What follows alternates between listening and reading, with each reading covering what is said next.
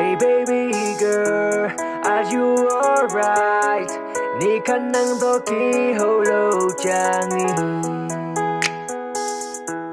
cả lung làng loa cả thả nèm loa kênh băng chỉ đinh thấy kinh nghe phone call lệ message te na kilo cùng ni na lệ ngay na te o mo lo no no e hông nèm zo qua má ôm lâu kênh băng chỉ đinh thấy kinh nghe các khả dung cây kia bếp ôm in nông biếc in na te cây ya đi tu na gu swata tu na gu swata tu na gu swata atang tu na ngaring om zo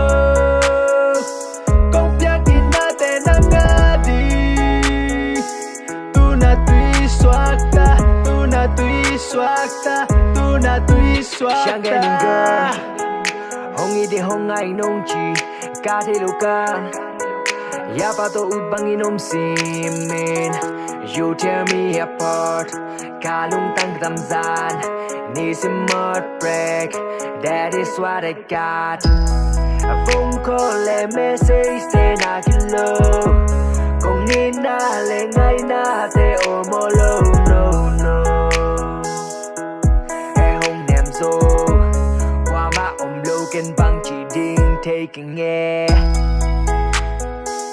các khả dung cây kia bếp ôm in nông biếc in na te cây ya đi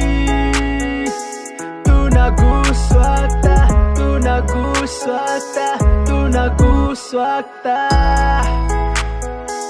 atang tu na ngaring om zo kong biếc in na te na ngadi